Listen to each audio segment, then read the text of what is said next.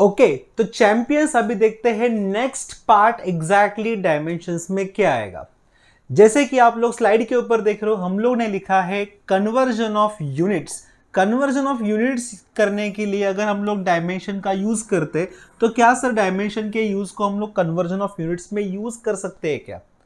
Let's take one example. एक बेहतरीन formula है, जो फॉर्मूला है फोर्स का formula, and we know force is equal to हमेशा आता है बेटा मास इनटू व्हाट, एक्सेलरेशन।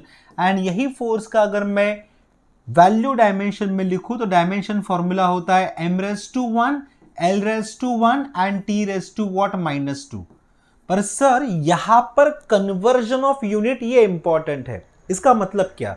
अगर मैंने फोर्स को mks में पकड़ा एंड वही फोर्स को अगर मैंने cgs में कंसिडर कर दिया तो सर mks यानी कि metre kilogram second as well as cgs यानी कि सेंटीमीटर ग्राम सेकेंड, तो इन दोनों कन्वर्जन फैक्टर में इसका वैल्यू क्या होगा तो हम लोग उसको कैलकुलेट करेंगे। देखो कैसे, तो सिंपल सी बात है, फोर्स का फॉर्मूला, फोर्स का dimension is basically m⁻⁴, l⁻⁴ and t⁻⁻²। ये है हम लोग का mks सिस्टम में यानी कि मीटर किलोग्राम सेकेंड के अंदर इज इक्वल टू, सर ये कितने टाइम्स है, यानी कि मैंने लिख दिया बेटा x times of, x time कितना आएगा cgs सिस्टम का, यानी कि m⁻⁴ l⁻⁴ एंड t⁻⁻²। ये कौन सा सिस्टम है हम लोग का? cgs यानी कि सेंटीमीटर ग्राम सेकेंड वाला। तो चैंपियंस एक एक बात को हम लोग देखेंगे। प्लीज देखो यहां पर, सर मैंने मास लिखा है। नाउ टेल मी, मास को अगर मैं रिप्रेजेंट करूं तो यहां पर मास को रिप्रेजेंट करते हम लोग केजी के अंदर, करेक्ट है सर। यहां पर लेंथ है, तो लेंथ को अगर मैंने एमकेएस सिस्टम में ले लिया तो लेंथ आता है हम लोग का हमेशा मीटर के अंदर। सर यहां पर टाइम⁻⁻² है, टाइम आपका एमकेएस में रहने दो या फिर सीजीएस में रहने दो, टाइम को हम लोग हमेशा कैलकुलेट करते हैं इन टर्म्स ऑफ सेकेंड, यानी कि सेकेंड⁻²। ये बन गया आपका यूनिट वाला पार्ट। ये कौन सा यूनिट है सर? ये एमकेएस वाला यूनिट है। सो एमकेएस वाला यूनिट इज इक्वल टू क्या? X times of CGS unit. Now tell me, यहां पर मास है तो मास को हम लोग सीजीएस सिस्टम में रिप्रेजेंट करते हैं ग्राम के टर्म्स में, यानी कि ये आता है ग्राम। ओके सर, लेंथ है तो लेंथ को हम लोग रिप्रेजेंट करते हैं बेटा in terms of centimetre. Sir यहां पर टाइम है, टाइम को अगेन फिर से लिखेंगे हम लोग सेकेंड⁻²। सर बेसिकली हम लोग को इंटरेस्ट है एक्स में, तो हम लोग क्या करेंगे, एक्स वाले टर्म को बस एक ही साइड रखते हैं हम लोग, एक्स टर्म को एक ही साइड रखेंगे। आंसर पूरा जो बाकी का टर्म है ग्राम, सेंटीमीटर एंड सेकेंड स्क्वायर, इसको हम लोग ये साइड लेके आएंगे एंड रिस्पेक्टिव पैरामीटर के साथ डिवाइड करेंगे, यानी कि मास का एमकेएस सिस्टम का यूनिट और मास का सीजीएस सिस्टम का यूनिट, ये दोनों जाके डिवाइड होगा, करेक्ट है। वैसे ही एग्जैक्टली लेंथ का मीटर वाला पार्ट एंड लेंथ का सेंटीमीटर वाला पार्ट जाके डिवाइड होगा। ओके तो यहां पर डिवीजन करते हैं हम लोग, सर क्या रहेगा, किलोग्राम, ये एज इट इज रहेगा, ये किलोग्राम को, ये ग्राम जब यहां पर शिफ्ट होगा तो kilogram divide by what, gram. Okay sir यहां पर क्या है, मीटर है, मीटर के लिए हम लोग सिंपल मीटर रखेंगे, डिवाइड बाय, इसके नीचे आता है बच्चा सेंटीमीटर, तो सेंटीमीटर आ गया। सर यहां पर सेकेंड⁻² है, डिवाइड बाय यहां पर भी आता है सेकेंड⁻²। अब मैं यहां पर कन्वर्जन फैक्टर लिखता हूं, क्या क्या रहेंगे कन्वर्जन फैक्टर। सर सबसे पहला कन्वर्जन फैक्टर आप समझ के लोगे, किलोग्राम को मैं ग्राम में रिप्रेजेंट कर सकता हूं क्या? यस, बट ऑब्वियस है सर, 1 kg, 1 किलोग्राम यानी कि कितना होता है सर, 10⁻³ ग्राम। 1 किलोग्राम यानी कि कितना सर, 10⁻³ ग्राम। नीचे भी कितना है बेटा, ग्राम। ओके इनटू मल्टीप्लीकेशन में, सर यहां पर मीटर है, यहां पर सेंटीमीटर है। Now tell me, 1 metre, 1 metre यानी कि कितना सेंटीमीटर, सर 1 मीटर यानी कि 10⁻² सेंटीमीटर, डिवाइडेड बाय यहां पर भी कितना है, सेंटीमीटर, इनटू क्या है सर, ये सेकेंड का स्क्वायर है, ये भी सेकेंड का स्क्वायर है, तो ये सेकेंड का स्क्वायर यहां पर ही कैंसिल करता हूं मैं, सर इज इक्वल टू क्या, is equal to what, x. My dear, यहां का सेंटीमीटर कैंसिल, यहां का centimetre cancel, sir gram cancel, gram cancel, आपके पास x इज इक्वल टू आता है 10⁻³ इनटू कितना आ जाएगा, 10⁻²। अब यहां पर आप लोग चेक करोगे तो दोनों के जो बेस है वो सेम है, तो तो as per law of indices यहां पर जितने भी पावर रहेंगे उनको हम लोग ऐड करेंगे, तो x टू द पावर कितना आएगा, x is equal to what, 10 to the power 3 + 2 यानी कि 5। यानी कि जब भी हम लोग ऐसा लिखेंगे कि फोर्स को इन टर्म्स ऑफ मैंने लिख दिया mks, तो इज इक्वल टू कितना होता है, is equal to 10 to the power 5 times of force in CGS, यानी कि MKS system and CGS system में ये 10 टू द पावर 4 आएगा। ओके, तो ये है टॉपिक हम लोग का, जिसे कहते हैं हम लोग कन्वर्जन ऑफ यूनिट्स। ओके, तो ये कन्वर्जन ऑफ यूनिट्स आप लोग को दिमाग में रखना है और आपको मल्टीप्लाइंग फैक्टर फाइंड आउट करना है। ओके, अब चलते हैं थोड़े नेक्स्ट क्वेश्चन के पास, एग्जैक्टली डायमेंशंस का एनालिसिस के ऊपर क्या क्या क्वेश्चंस बनेंगे। तो एक बेहतरीन क्वेश्चन जो आपके सामने आया है, अब ये क्वेश्चन के साथ हर एक का अटेंशन रहेगा। देखो क्या क्वेश्चन है सर, ये क्वेश्चन है बेसिकली होमोजीनियस इक्वेशन के ऊपर। ये क्वेश्चन दिया है a यानी कि कोई भी एक कांस्टेंट है a divided bye T square, please ध्यान से सुनोगे आप लोग। Sir a divided bye T square, t यानी कि आपका टाइम है, इज इक्वल टू ये f यानी कि फोर्स, v यानी कि वेलोसिटी, प्लस दिखा है मैंने b divided by x square, x यानी कि सिंपल सा डिस्प्लेसमेंट। पर यहां पर जो आप लोग ये कांस्टेंट नंबर देख रहे हो ना a एंड b, सर अभी का ये क्वेश्चन में ये जो दो कांस्टेंट टर्म्स है a एंड b, हम लोग को ये कांस्टेंट टर्म को फाइंड आउट करना है। ओके, ऐसा कुछ तो क्वेश्चन दिया है। तो सर ये क्वेश्चन को सॉल्व कैसे करेंगे? ये क्वेश्चन एग्जैक्टली बेस्ड होता है डायमेंशन एनालिसिस के ऊपर, होमोजीनियस इक्वेशन के ऊपर। तो माय डियर यहां पर एक ही लॉजिक हम लोग अप्लाई करेंगे। सर यहां पर a एंड b ये हम लोग के पास दो अननोन पैरामीटर्स है और ये अननोन पैरामीटर्स को हम लोग को कैलकुलेट करना है।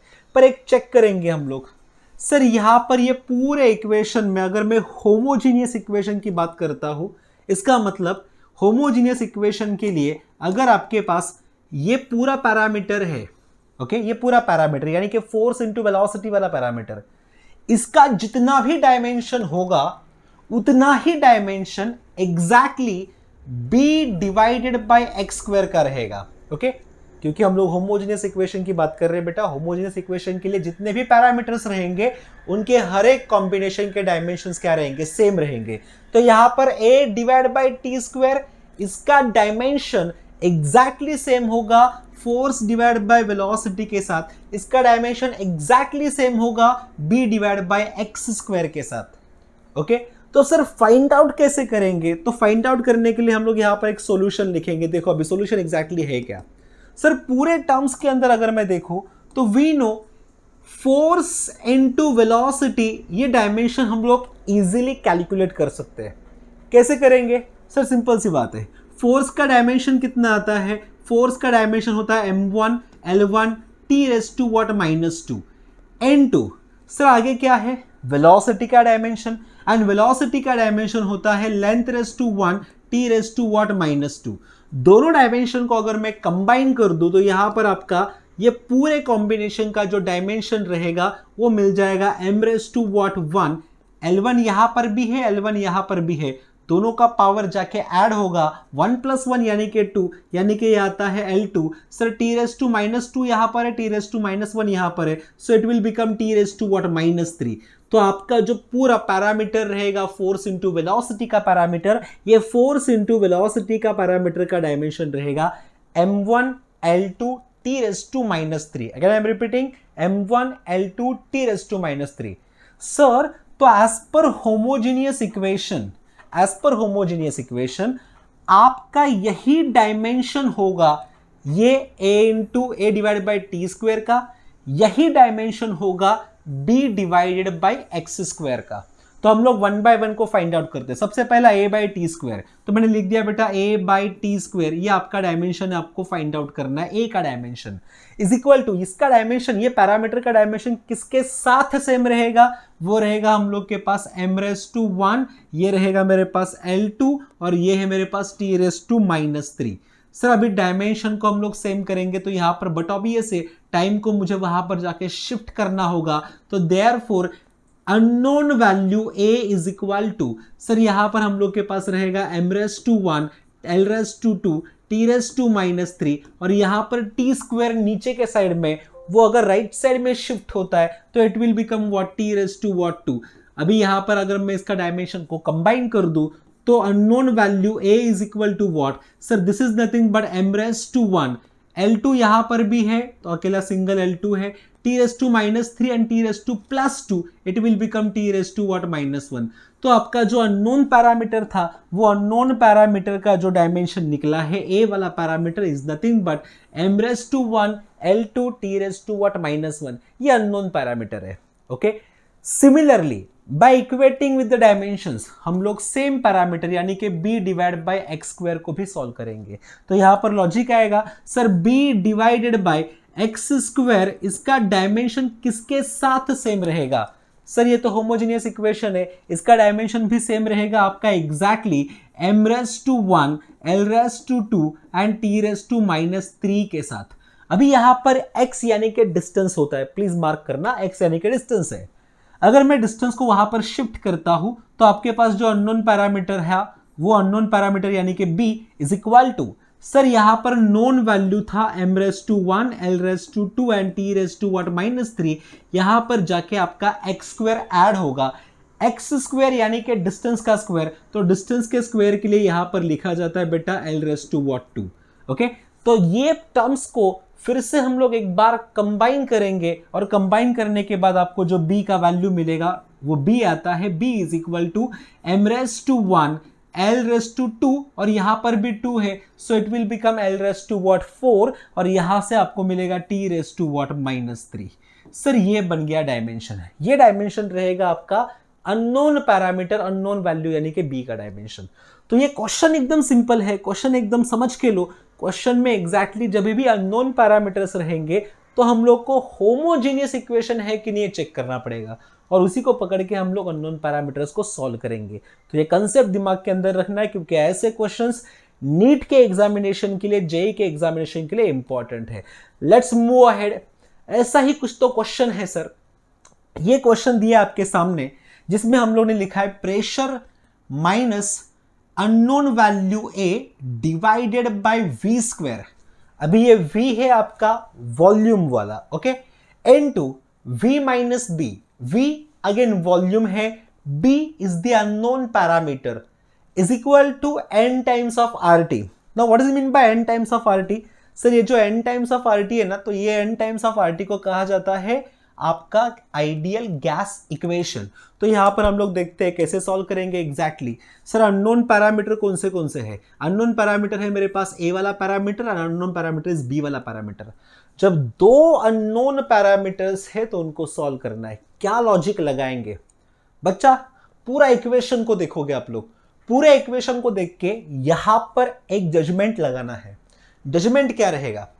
जब मेरे पास कोई भी दो पैरामीटर्स रहेंगे या फिर दो वैल्यूज रहेंगे, जब ये दो वैल्यूज है, करेक्ट है, अब यहां पर दो ब्रैकेट्स मल्टीप्लिकेशन में हो रहे हैं, तो एक बात जरूर समझना, अगर सपोज मैंने ये फर्स्ट ब्रैकेट लिया और ये मेरे पास सेकेंड ब्रैकेट है, तो फर्स्ट ब्रैकेट का जितना डायमेंशन होगा उसके अंदर के पैरामीटर्स का, लेट्स से मैंने ऐसे बोला है v माइनस बी, तो यहां पर ये जो v माइनस बी वाला पैरामीटर है, ये v माइनस बी के पैरामीटर के जितने भी डायमेंशंस रहेंगे ये इज इक्वल टू क्या रहेंगे बेटा? जो हम लोग कहेंगे b को अगर मैं वहां पर शिफ्ट करता हूं तो b नेगेटिव था, वो नेगेटिव वाला टर्म पूरा जाके पॉजिटिव बनेगा, so it will become volume का v is equal to b को वहां पर शिफ्ट किया तो b बन गया यहां पर। सर ये जो वॉल्यूम है, ये वॉल्यूम को हम लोग पकड़ते हैं आइडियल गैस के इक्वेशन में एज L3, तो इसका मतलब यहां पर जो b होगा ये b का वैल्यू रहेगा आपके पास L3। कितना रहेगा बेटा? L3। मैंने क्या किया है? मैंने बस एक ही लॉजिक बताया आपको। जब कोई भी दो ब्रैकेट्स मल्टीप्लिकेशन में रहेंगे तो आपको एक सिंगल ब्रैकेट पकड़ना है और वो सिंगल ब्रैकेट में अननोन पैरामीटर कौन सा था मेरे पास? b वाला parameter is the unknown parameter. Sir we know ये v यानी कि वॉल्यूम है, वॉल्यूम का तो डायमेंशन हर एक को पता है। अगर आपको वॉल्यूम का डायमेंशन पता है तो आप लोग इजीली अननोन पैरामीटर b का डायमेंशन फाइंड आउट करोगे। कैसे? जस्ट बाय इक्वेटिंग करके। ओके, सो अननोन पैरामीटर b ये मिल गया। अब नेक्स्ट आता है सर हम लोग के पास ये जो पूरा वैल्यू देख रहे हो आप लोग, ये वाला वैल्यू, ओके, वो वैल्यू है ऐसे A P minus A divided by volume square दिया है कुछ ऐसे, और उसने बोला फाइंड कर दो आपका जो ए का डायमेंशन रहेगा, ये आपके पास क्वेश्चन मार्क है, A is equal to question mark है, तो ए का वैल्यू आपको फाइंड आउट करना है। कैसे करेंगे? फिर से वही लॉजिक है सर, लॉजिक एकदम सिंपल है। यहाँ पर लॉजिक ये कहता है कि आपके पास P minus A divide by volume square है, मैं जो ए डिवाइड बाय वॉल्यूम स्क्वायर है उसको राइट साइड में शिफ्ट करूंगा तो ये बन जाएगा ए डिवाइड बाय व्हाट वॉल्यूम का स्क्वायर। हम लोग को तो इंटरेस्ट कैपिटल ए में था क्योंकि ये मेरे पास अननोन पैरामीटर है, तो ये वहां पर मैंने वी स्क्वायर को शिफ्ट कर दिया, तो P यानी कि प्रेशर इनटू व्हाट वॉल्यूम का square is equal to what हम लोग सिंपल बोलेंगे अननोन पैरामीटर A। तो सर A का जो अननोन पैरामीटर है ये अभी मेरे पास नोन बन गया जिसकी वैल्यू मैं निकाल सकता हूं। कैसे? प्रेशर, अभी प्रेशर यानी कि क्या? प्रेशर यानी कि हम लोग सिंपल बोलते हैं force divide by what area. Sir यहां पर क्या है? वॉल्यूम का स्क्वायर है, तो वॉल्यूम का स्क्वायर यानी कि हम लोग सिंपल लिखेंगे सर ये मेरे पास बनेगा वी स्क्वायर। ओके, अगर मैं इसका डायमेंशनली चेक कर दूं या फिर यूनिट वाइज चेक कर दूं तो एरिया इज इक्वल टू या फिर unknown value A is equal to क्या? फोर्स का वैल्यू है newton, correct, divide by area का वैल्यू यानी कि मीटर स्क्वायर इनटू वॉल्यूम यानी कि मीटर क्यूब होता है। इसका मतलब ये मीटर स्क्वायर आपका पूरा पैरामीटर कैंसिल होगा, ये मीटर क्यूब के साथ यहाँ पर बस सिंगल m बच जाएगा, करेक्ट है। तो यहाँ पर आपके पास जो एरिया, आपके पास जो अननोन वैल्यू रहेगा, unknown value a is equal to ये एरिया और ये वॉल्यूम कैंसिल आउट हो गया, इसका मतलब ये रहता है न्यूटन मीटर। एंड हम लोग ने बहुत बार पढ़ा है न्यूटन मीटर यानी कि force into distance, and force into distance is known as work, और ये वर्क का जो डायमेंशन रहेगा वो डायमेंशन होता है हमेशा m1 L2 T⁻⁻²। ये बेहतरीन डायमेंशन वाला पार्ट है, ये बेहतरीन अननोन फाइंड करने वाला पार्ट है। तो हम लोग ने बैक टू बैक 2 क्वेश्चंस किए हैं डायमेंशन एनालिसिस के ऊपर के। पूरे क्वेश्चंस को आप लोग अच्छे तरीके से नोट डाउन करोगे क्योंकि अननोन कैसे फाइंड आउट करते हैं यहां से हम लोग ट्रिक सीखेंगे। ओके, लेट्स मूव अहेड, चलते हैं सर नेक्स्ट क्वेश्चन के पास। और ये नेक्स्ट क्वेश्चन है आपके पास कुछ तो ऐसे, क्या क्वेश्चन है एग्जैक्टली? क्वेश्चन दिया है अननोन पैरामीटर या फिर unknown value x is equal to force divided by v square, ये v यानी कि आपके पास फिर से रहेगा ये वॉल्यूम वाला, into sine into y t. अभी y भी क्या है आपके इंफॉर्मेशन के लिए मैं लिखूंगा यहां पर, सर जो y हम लोग के पास बनेगा ये y यानी कि हम लोग के पास रहेगा इसका unknown parameter. Okay, unknown parameters को हम लोग करेंगे। ओके, तो देखते हैं यहाँ पर अननोन पैरामीटर कौन से रहेंगे। तो x is the unknown parameter, y is the unknown parameter, 2 unknown parameters है।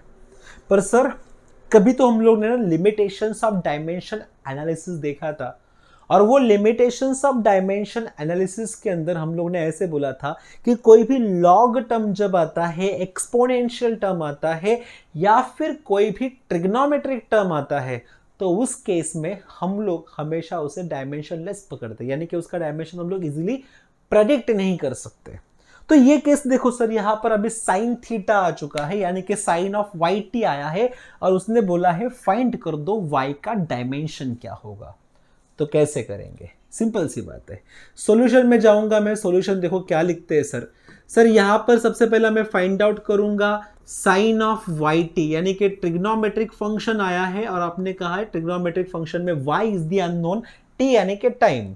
तो यहां पर इसको सॉल्व कैसे करेंगे? तो एक छोटू सा ट्रिक बताऊंगा मैं आपको, वो ऐसा है कि यहाँ पर जो वाई टी वाला पार्ट है यानी साइन के अंदर का जो फंक्शनिंग वाला पार्ट है ना, उसको हम लोग इक्वल टू 1 पकड़ेंगे, यानी कि कितना sir y into what t is equal to what 1। अब ये t यहाँ पर है, नीचे जाने के बाद या फिर राइट साइड में जाने के बाद ये इनवर्स हो जाएगा, यानी कि y इज इक्वल टू कितना आता है 1/t। अगर मैं y का डायमेंशंस भी फाइंड आउट करूं तो वो रहेगा मेरे पास m0 L0 और t⁻⁻1, क्योंकि ये -1 यानी कि टाइम है, टाइम जो इनवर्स में था। तो यहाँ पर y का सिंपल डायमेंशन क्या रहेगा? m0 L0 t⁻⁻1। मैंने क्या किया? ये पूरे पैरामीटर को इक्वल टू 1 ट्रीट किया है। बराबर है। इसके लिए मुझे अंदर का जो फंक्शन था वो फंक्शन का डायमेंशन मिल गया y is equal to what, t raise to -1। Okay, understood. अब चलते हैं नेक्स्ट पार्ट पे। सर यहां पर हम लोग को x यानी कि ये भी तो अननोन है और हम लोग को x का वैल्यू को फिर से फाइंड आउट करना है। क्या लॉजिक लगाएंगे? y तो निकल गया सर, आपने कहा है कि कोई भी लॉगरिथमिक, ट्रिग्नोमेट्रिक, एक्सपोनेंशियल रहेगा तो 1 के साथ इक्वेट करो। पर यहां पर तो मेरे पास x है और x का फॉर्मूला है x इज इक्वल टू क्या, फोर्स डिवाइडेड बाय वॉल्यूम का square into what, trigonometric function of sine of yt। अब मैं आपको एक ही चीज कहूंगा, ये ट्रिग्नोमेट्रिक फंक्शन रहने दो या फिर लॉगरिथमिक फंक्शन रहने दो, इसको आपको कभी भी कंसिडर नहीं करना है।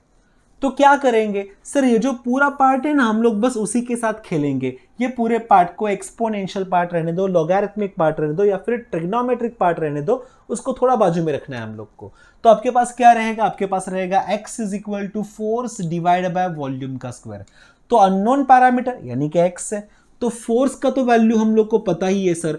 फोर्स का जो डायमेंशन आता है, मैं थोड़ा डायरेक्टली डायमेंशंस के ऊपर जाऊंगा, is nothing but m⁻⁴ l⁻⁴ t⁻² divided by volume का स्क्वायर है। सर वॉल्यूम का स्क्वायर, अगर मैं वॉल्यूम की बात करता हूं तो एक वॉल्यूम यानी क्या आता है, L3।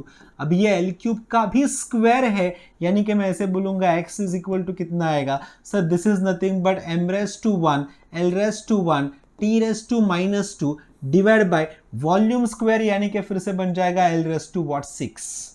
ओके सर, यहां पर l⁻⁴ कितना बनेगा, ये 6 बनता है। अब हम लोग सिंपल करेंगे इसको अप साइड में शिफ्ट, तो ये बनेगा x इज इक्वल टू कितना, x इज इक्वल टू ये बनेगा m⁻⁴ l⁻⁻5 and t⁻²। Okay, तो ये सिंपल सा लॉजिक है और ये सिंपल से लॉजिक को हम लोग को पकड़ के आगे चलना है। ओके, तो चैंपियंस ये है डायमेंशंस के ऊपर सॉल्व किए जाने वाले न्यूमेरिकल्स, और ये न्यूमेरिकल्स को आपको एकदम अच्छे से दिमाग में रखना है। ओके, लेट्स मूव अहेड, चलते हैं थोड़ा आगे का पार्ट देखते हैं, आगे का सेक्शन क्या आएगा एग्जैक्टली। यस, तो एक बेहतरीन पार्ट है जिसे कहते हैं हम लोग ऑर्डर ऑफ मैग्नीट्यूड। डायमेंशंस का पार्ट होने के बाद थोड़ा अगला पार्ट आता है जिसे कहा जाता है order of magnitude. Now what is mean by order of magnitude? देखो, मेरे पास ना एक कोई तो कैपिलैरिटी है या फिर थर्मोमीटर है। ये थर्मोमीटर हम लोग कंसिस्टेंटली यूज करते हैं, पर क्या हम लोग ये प्रेडिक्ट कर पाते हैं कि ये थर्मोमीटर जो हम लोग यूज कर रहे हैं ये हाईली एक्यूरेट है कि नहीं है? तो सर, एक्यूरेसी चेक करने के लिए थर्मोमीटर का हम लोग को पता होना चाहिए उसका order of magnitude. It means जितना ज्यादा ऑर्डर ऑफ मैग्नीट्यूड रहेगा उतना इंस्ट्रूमेंट हाईली एक्यूरेट वर्क करता है। तो यहां पर ऑर्डर ऑफ मैग्नीट्यूड को कैसे कैलकुलेट करेंगे, ये बात को हम लोग समझेंगे। ओके, सबसे पहली बात, ऑर्डर ऑफ मैग्नीट्यूड होने के लिए मैं आपको एक छोटू सा प्रेजेंटेशन दूंगा, वो रहेगा ऐसे। Order of magnitude, let's say ये लिखते हूं मैं a into what b raise to what n, ये आता है आपका रिप्रेजेंटेशन वाला पार्ट, यानी कि आपके हर एक जो नंबर्स रहेंगे ये हमेशा a into b raise to n के टर्म्स में रहेंगे, प्रोवाइडेड यहां पर जो a का वैल्यू रहेगा, ये a का वैल्यू हमेशा less than 9 but greater than और इक्वल टू 1 होना चाहिए। कितना रहेगा? a का वैल्यू हमेशा लेस देन 9 होगा और a का वैल्यू हमेशा ग्रेटर देन और इक्वल टू 1 रहेगा। ये वैल्यू हम लोग को समझना है। सर, तो फिर ये b क्या है? b यानी कि एक पावर बोलते हैं हम लोग, सिंपल। b यानी कि बेस है, बेस का वैल्यू 10 है, और यहां पर n यानी कि 10 टू द पावर, एक पावर है। It may be a negative वाला, it may be a positive वाला। अगेन आई एम रिपीटिंग, हम लोग क्या कर रहे हैं? हम लोग कर रहे हैं सर ऑर्डर ऑफ मैग्नीट्यूड को। माय डियर, जब भी ऑर्डर ऑफ मैग्नीट्यूड लिखा जाएगा तो ऑर्डर ऑफ मैग्नीट्यूड को हमेशा रिप्रेजेंट करते हैं a into b raise to n। a को क्या कहते हैं हम लोग? a को सा एक नंबर है जिसका वैल्यू हमेशा होना चाहिए लेस देन 9 बट हमेशा इक्वल टू और मोर देन 1 होना चाहिए। ओके सर, b क्या है? b तो बेस यूनिट है और इसका वैल्यू हमेशा ये 10 ही होता है most of the time. Sir n क्या है? n तो पावर है। अब ये पावर जब आता है तो पावर का केस में it may be a positive और it may be a negative. वो पॉजिटिव भी हो सकता है या फिर वो नेगेटिव भी हो सकता है, पावर है वो। करेक्ट है। तो चलते हैं सर, ये रूल तो आपने बताया और इसके साथ साथ कुछ और भी रूल्स है, मैं आपको एक सिंपल एग्जांपल लेके बताऊंगा, एग्जांपल लेके हम लोग एक्सप्लेन करेंगे। Let's take one example based on order of magnitude जो आपके सामने आया है। ओके, एग्जांपल है, मेरे पास नंबर है 49 और बोला है फाइंड कर दो 49 का ऑर्डर ऑफ मैग्नीट्यूड क्या रहेगा। अभी ये सिंपल मैं एग्जांपल लेके आपको ऑर्डर ऑफ मैग्नीट्यूड को कैसे फाइंड आउट करते हैं उसके कुछ रूल्स बताऊंगा। रूल नंबर 1 देखो, जब मेरे पास नंबर 49 है तो एज पर रूल नंबर 1 ये था कि आपका जो ए का वैल्यू होना चाहिए it must be in between 1 से लेके अप टू 9 तक। यहां पर मैं चेक करूं तो ये 49 है, इट मींस ये मोर देन 9 है। तो क्या करना चाहिए, तो मैंने यहां पर ये 49 को लिखा है 4.9 into 10 to the power 1। Okay, ये 10 to the power plus 1 indicate करता है कि ये 49 नंबर रहेगा। ओके, अब सर इसका ऑर्डर ऑफ मैग्नीट्यूड क्या रहेगा, if the actual given number is less than 5, again I am repeating, if the actual given number is less than 5 तो उसका जो 10 का जो पावर होगा वही पावर रहेगा आपका ऑर्डर ऑफ मैग्नीट्यूड। वही पावर क्या रहेगा आपका ऑर्डर ऑफ मैग्नीट्यूड। तो यहां पर फिर से बोलूंगा मैं, यहां पर 49 नंबर था, 49 नंबर को हम लोग को 1 से लेके 9 के नंबर में लिखना है, तो मैंने यहां पर पॉइंट को जोड़ दिया तो ये बन गया 4.9 और यहां पर पॉइंट जोड़ने के बाद मुझे नेसेसरी लिखना है 10 टू द पावर 1 क्योंकि ये वैल्यू चेंज नहीं होना चाहिए। तो यहां पर ही लिख दिया 4.9, ये लिख दिया 10 टू द पावर 1। सर अभी ये जो नंबर है ये नंबर अगर लेस देन 5 होगा तो यहां पर 10 की जो भी पावर रहेगी वो पावर यानी कि ऑर्डर ऑफ मैग्नीट्यूड, वो पावर क्या रहता है हमेशा, वो पावर यानी कि ऑर्डर ऑफ मैग्नीट्यूड। पहला केस समझ के लो। ओके सर, ये 49 का हो गया। अब मैं नेक्स्ट केस के पास जा रहा हूं, फिर से अटेंशन आएगा आपका। सर यहां पर नंबर है 51, यहां पर नंबर है बेटा 51, 51 अगेन 9 से बड़ा है, तो हम लोग क्या करेंगे, इन बिटवीन 1 एंड 9 के अंदर प्लेस करने का ट्राई करेंगे। कैसे करेंगे, तो यहां पर 51 को लिख दिया मैंने 5.1 इंटू 10 टू द पावर 1। क्या लिखा है बेटा मैंने, 5.1 into 10 to the power 1। Okay, देखो 10 टू द पावर 1 लगाया, इसका मतलब 5.1 is nothing but the 51। Okay, अब मैं यहां पर ऐसे कह रहा हूं, यहां पर 5.1 है, ये जो मैग्नीट्यूड वाला पार्ट है ये मोर देन 5 है, मैग्नीट्यूड वाला पार्ट इज मोर देन 5 या फिर मोर देन 5। इसका मतलब यहां पर जो भी कुछ पावर होगा वो पावर के अंदर मुझे +1 को ऐड करना है। Okay, this is what rule number second या फिर केस नंबर सेकेंड। तो ये भी 10 की जितनी भी पावर होगी वो पावर के अंदर मुझको 1 को ऐड करने का है। तो 1 + 1 यानी कि कितना आ जाता है, ये आता है 2। ओके, पॉइंट क्लियर होना चाहिए। पहला पॉइंट मैंने बताया 49 के लिए, दूसरा पॉइंट बताया 51 के लिए। अभी कोई कोई बच्चा बोलेगा सर हम लोग के पास ना 49 भी छोड़ दो 59 भी छोड़ दो, पर मेरे पास 0.0049 है। नाउ टेल मी 0.0049 या फिर XYZ वाला वैल्यू जो लेस देन 1 है, तो वो केस में उसकी पावर कैसे फाइंड आउट करेंगे। सिंपल सा लॉजिक है, आपको लॉजिक भूलना नहीं है। हम लोग का a का वैल्यू हमेशा कितना होना चाहिए, a must be less than 9 and must be more than और इक्वल टू 1। ओके, तो यहां पर can we write this 0.049 as, यहां से पॉइंट उठाया मैंने 1 डिजिट एंड 2 डिजिट, मैंने 2 डिजिट सरका दिया तो ये बन जाएगा 4.9 इनटू, सर अगर मैं पॉइंट्स को 2 डिजिट शिफ्ट करवाता हूं तो ये बन जाएगा 10 to the power -2।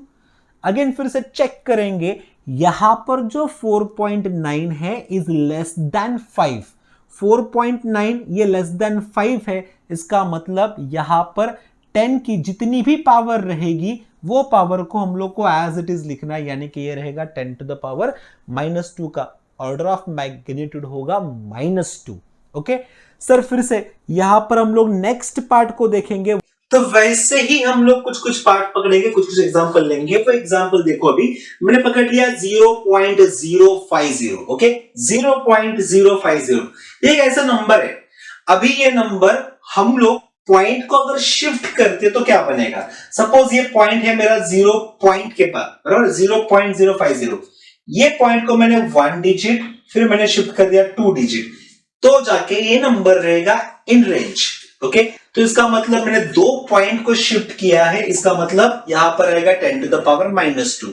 So number will become 5.0 into 10 to the power what -2।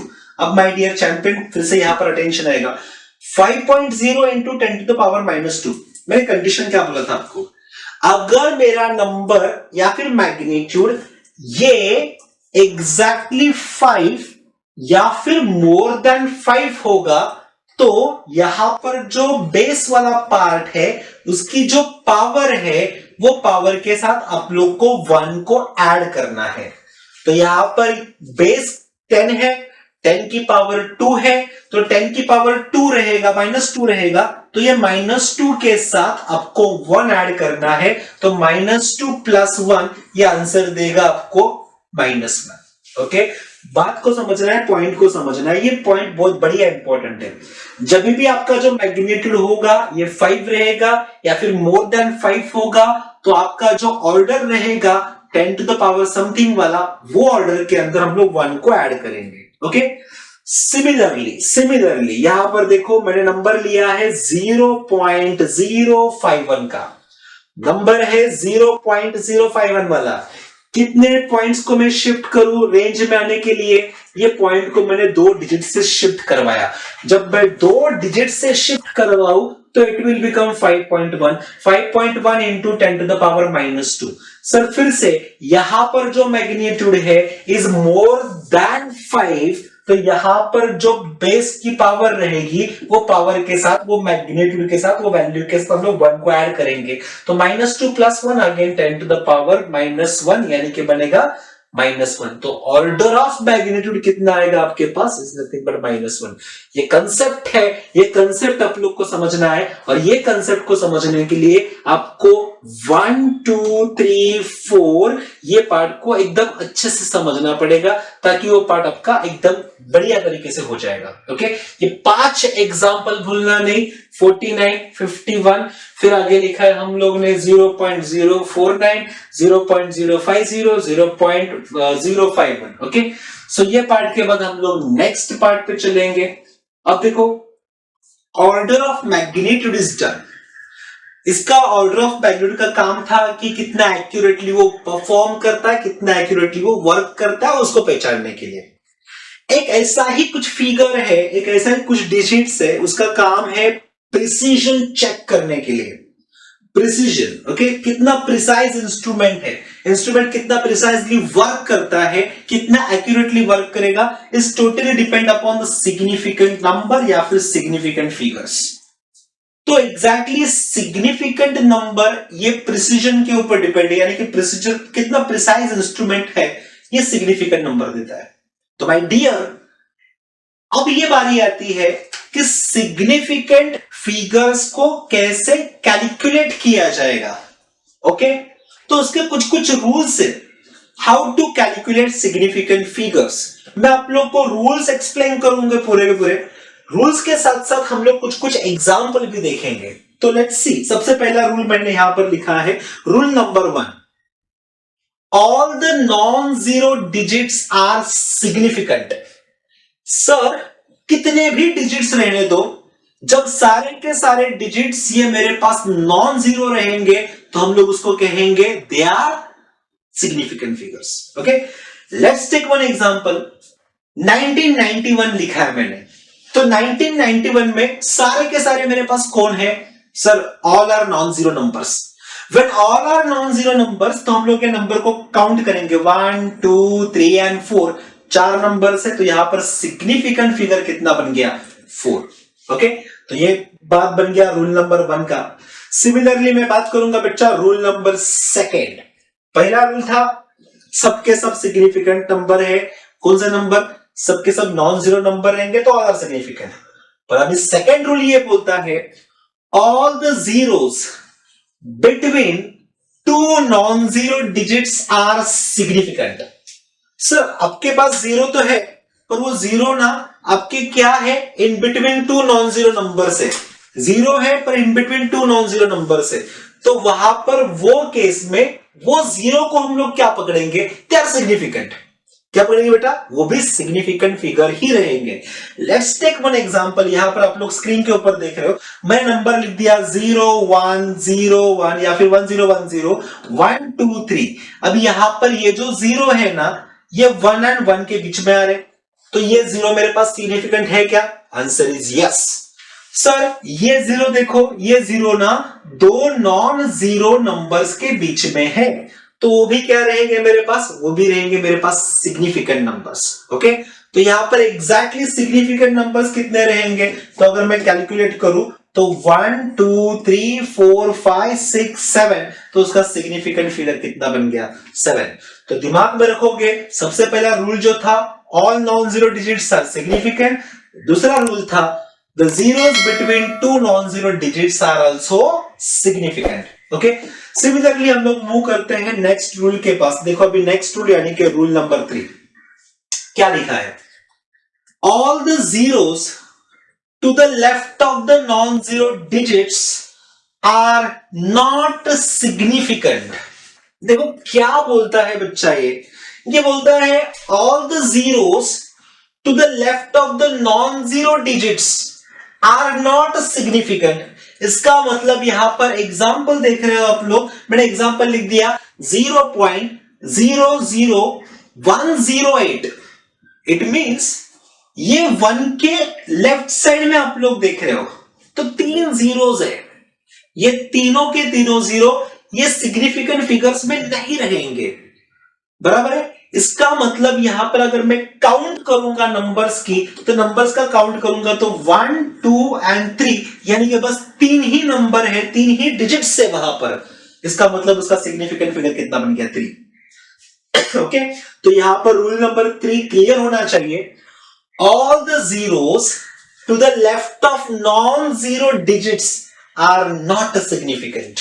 Okay, example और एक दूंगा मैं। लेट्स से मैंने लिख दिया 0.01234, तो इसका सिग्निफिकेंट फिगर कितना रहेगा? क्या मैं ये जीरो को काउंट करूं क्या? नहीं सर, ये जीरो तो कैंसिल हो जाएगा, आपके पास बच जाएगा 1 2 3 एंड 4, दैट्स इट। तो आपके पास सिग्निफिकेंट फिगर कितना बन गया? वो बन गया 4, इजंट इट? तो ये बात क्लियर होना चाहिए, ये कंसेप्ट क्लियर होना चाहिए, रूल नंबर 3 क्लियर होना चाहिए। ओके, नेक्स्ट रूल पे चलते हैं हम लोग। नेक्स्ट रूल देखते हैं हम लोग, रूल नंबर 4। और ये रूल नंबर 4 देखो क्या लिखा है। सर रूल नंबर 4 ये बताता है, if the number is less then 1, zeros on the right of the decimal point but to the left of the first non-zero digits are not significant। यानी कि देखो फिर से समझेंगे, यहां पर एक नंबर लिया है 0.002308, यहां पर एक नंबर है। ये नंबर में अगर ये मेरे पास नॉन जीरो डिजिट्स है, तो उसके लेफ्ट साइड वाले जो पूरे के पूरे जीरोस रहेंगे उसको हम लोग कंसिडर नहीं करेंगे। ओके, तो इसका मतलब यहां पर कितने जीरो, कितने सिग्निफिकेंट फिगर्स हुए? तो सिग्निफिकेंट फिगर्स हो गए यहां पर बच्चा, ये रहेगा मेरे पास 1 2 3 एंड 4, तो इसका सिग्निफिकेंट फिगर कितना रहेगा? 4। ओके, तो फिर से मैं पॉइंट को दोहराऊंगा, if the number is less then 1, देखो पॉइंट के फॉर्म में कोई भी नंबर लोगे आप लोग तो ये बट ऑब्वियस लेस देन 1 ही है। Okay, if the number is less then 1, zeros on the right of the decimal point but to the left of the first non-zero digits are not significant। Okay, point को समझना है। Okay, number कैसा होना चाहिए? Must be less then 1। अगर आपने कभी ऐसा पकड़ लिया 1.001, तो यहां पर इसका नंबर ऑफ सिग्निफिकेंट फिगर कितना रहेगा? वो देखो 1.001, इट मींस ये मोर देन 1 है। ओके, तो वो केस में ये भी सिग्निफिकेंट होगा, ये भी सिग्निफिकेंट होगा, ये भी सिग्निफिकेंट है, ये भी सिग्निफिकेंट है। इसके मतलब इसका सिग्निफिकेंट फिगर बन गया 4। ओके, तो कंसेप्ट क्लियर होना चाहिए बच्चा, ये है मेरे पास रूल नंबर 4। ओके, वैसे ही मैं जंप कर रहा हूं अभी नेक्स्ट रूल के पास। इंपॉर्टेंट रूल है थोड़ा, ये रूल है the zeros to the right of the last non zero digits in a number with decimal point are significant। इसका मतलब क्या? देखो फिर से, zeros to the right of last non-zero digits in a number with a decimal point are significant. तो क्या रहेंगे, देखो मैंने यहां पर नंबर लिख दिया 01.080, तो इसका सिग्निफिकेंट फिगर क्या होगा? तो रूल ये कहता है कि आपके पास अगर ऐसा कुछ नंबर है तो ये 0, तो ये सिग्निफिकेंट फिगर में नहीं आएगा। पर यस, ये वाला 1 ये सिग्निफिकेंट फिगर है, ये वाला 0 सिग्निफिकेंट फिगर है, ये 8 सिग्निफिकेंट फिगर है, ये 0 सिग्निफिकेंट फिगर है। इसका मतलब इसका सिग्निफिकेंट नंबर रहेगा 1 + 1 + 1 + 1 यानी कि 4। तो इसका सिग्निफिकेंट फिगर कितना रहेगा? 4। रूल को समझना है बच्चा। क्या लिखा है? The zeros to the right of the last non-zero digit in a number with a decimal point are significant। Okay, ये हम लोग के 5 रूल्स है। और भी रूल्स है जो हम लोग नेक्स्ट देखेंगे। देखो अभी नेक्स्ट रूल आते हैं हम लोग के पास, rule number 6 and rule number 7 देखेंगे। फिर से अटेंशन चाहिए आपका। देखो क्या है सर, लिख दिया यहां पर the trailing zeros in a number without a decimal point are not significant। Sir without decimal point अगर कोई भी नंबर रहेंगे तो वहां पर वो सिग्निफिकेंट फिगर्स में रहेंगे क्या? आंसर इज नहीं। इसका एग्जांपल मैं आपको देता हूं। सपोज मुझे कह दिया कि 0 0 0 1 0 1 0 0 0 0, ये इतना बड़ा नंबर है। अब ये बड़े नंबर्स में यहां पर एग्जैक्टली सिग्निफिकेंट नंबर्स कौन से रहेंगे? तो चैंपियन देखो क्या करेंगे हम लोग। सर सिग्निफिकेंट फिगर्स को पहचानना है ना, तो ये तो 0 नहीं है, ये 0 नहीं है, ये 0 नहीं है, ये 0 तो है, पर ये दो नॉन जीरो के बीच में आया है, तो ये सिग्निफिकेंट फिगर है, ये सिग्निफिकेंट फिगर है, ये सिग्निफिकेंट फिगर है। सर ये 4 जीरो, इनके बारे में अगर मैं बात करूं तो ये 4 जीरो भी मेरे पास सिग्निफिकेंट फिगर्स में नहीं रहेंगे। इसका मतलब इसका जो सिग्निफिकेंट फिगर होगा ये रहेगा 1 1 1, यानी कि इसका टोटल रहेगा 3, यानी कि सिग्निफिकेंट फिगर कितना बन गया बेटा? 3। 3 क्या बन गया इसका सिग्निफिकेंट फिगर? ओके, तो ये पॉइंट है रूल नंबर 6 का, इंपॉर्टेंट था थोड़ा। ओके, नेक्स्ट मूव करते हैं हम लोग रूल नंबर 7 के पास। देखो अभी 7 क्या है। The magnitude of physical quantity can be expressed as a into 10 raised to n, where a is a number such that a का वैल्यू 0.5 से बड़ा होना चाहिए या फिर लेस देन 5 होना चाहिए, and n is an integer called order of magnitude। n क्या रहेगा? n मतलब इंटीजर नंबर है, जिसे कहते हैं हम लोग ऑर्डर ऑफ मैग्नीट्यूड। ओके, तो बात को पूरा समझ के लेंगे। Let's take one example. मैंने कह दिया 0.64 into 10 to the power 7, ये नंबर है, इतना बड़ा नंबर है, और आपको बोला है कि फाइंड कर दो इसका सिग्निफिकेंट फिगर्स कितना आएगा। तो आप लोग क्या करोगे? सबसे पहली बात ये है, हम लोग चेक करेंगे ये जो पार्ट है, ये पार्ट एग्जैक्टली 0.5 या फिर 5 से कम है क्या? सो यहां पर मैं चेक करूं 0.64 is more then 0.5 and is less than 5। It means ये रेंज को सेटिस्फाई कर रहा है। जब ये रेंज को सेटिस्फाई करेंगे तो हम लोग सिंपल से यहां पर जो पहले 6 रूल्स पढ़े हैं हम लोग ने, सारे के सारे यहां पर लगाएंगे। तो इसके सिग्निफिकेंट फिगर कितने आएंगे? सर ये 6 यानी कि सिग्निफिकेंट नंबर है, 4 यानी कि सिग्निफिकेंट नंबर है, पर पॉइंट के पहले वाला ये जो 0 है ये मेरे पास नॉन सिग्निफिकेंट फिगर है। इसका मतलब यहां पर इसका सिग्निफिकेंट नंबर कितना रहेगा? सिग्निफिकेंट नंबर रहेगा 2। ये पॉइंट एकदम क्लियर होना चाहिए, क्योंकि ये पॉइंट बढ़िया सा पॉइंट है। मैं आपको एग्जांपल दूंगा। चलो मैं आपको 2-3 एग्जांपल दूंगा उसके ऊपर। सपोज अगर मैं रूल नंबर 7 को एक्सप्लेन करूं तो मैंने एग्जांपल बोल दिया। यहां पर एग्जांपल नंबर 1 है, लेट्स से मैंने 100 लिया। एग्जांपल नंबर 2 है, मैंने यहां पर लेट्स से 10,000 लिया। ओके, और यहां पर ओके, तो 100 एंड 10,000 दो नंबर्स के हम लोग देखते हैं, इसका सिग्निफिकेंट फिगर क्या रहेगा? 100 है तो एक बात बताओ मुझको, क्या ये 100 आपका वैल्यू मोर देन 0.5 हाँ है, पर क्या ये लेस देन 5 के रेंज में आता है क्या? नहीं सर। तो क्या करना पड़ेगा? तो ये जो 100 है, ये 100 नंबर्स को मैंने लिख दिया 1 into 10 to the power 2। क्या लिखा है बेटा मैंने 1 into 10 to the power 2। Now check, ये जो 1 है ये मोर देन और equal to 0.5 and is less than 5। It means 1 ये नंबर सेटिस्फाइड हो रहा है। पावर कुछ भी रहने दो, हम लोग को कुछ करना नहीं उसके साथ। ये जो नंबर है ना एग्जैक्टली ये नंबर मैटर करता है और ये नंबर हम लोग के पास रहेगा सिग्निफिकेंट फिगर। कितना है फिर वो 1। Okay done. सिमिलरली यहां पर लिखा है मैंने 10,000। 10,000 क्या 0.5 एंड 5 के बीच में आता है क्या? आंसर इज नहीं। तो फिर से क्या करेंगे, 10,000 को हम लोग लिखेंगे यहां पर 1 2 3 4 4 जीरोस है, यानी कि 1 into 10 to the power यहां पर लिख दिया मैंने बेटा 4। ओके सर फिर से 1 क्या ये 0.5 एंड 5 के रेंज में है क्या? Answer is yes. तो ये सेटिस्फाइड हो रहा है। तो यहां पर जो उसका मैग्नीट्यूड होगा वो 1 है, तो ये 1 यानी कि क्या रहेगा आपका सिग्निफिकेंट फिगर। ये नंबर कितना डिजिट है? Only single digit is there, तो दैट्स व्हाई ये क्या रहेगा आपका सिग्निफिकेंट नंबर। तो इसका सिग्निफिकेंट फिगर बनेगा मेरे पास 1। ओके वैसे एक छोटू सा एग्जांपल दूंगा। लेट्स से मैंने लिख दिया यहां पर कि आपके पास नंबर है 4000 वाला नंबर है, तो 4000 को मैं यहां ऐसे रिप्रेजेंट करता हूं 4 into what 10 to the power 3। तो tell me 4 is in between 0.5 and 5। It means ये वैलिड है क्या? यस ये कंडीशन तो वैलिड हो गया। तो इसके सिग्निफिकेंट फिगर्स कितने बन गए? तो सिग्निफिकेंट फिगर रहेगा बच्चा मेरे पास 1। एक ही तो नंबर है और कोई नहीं है।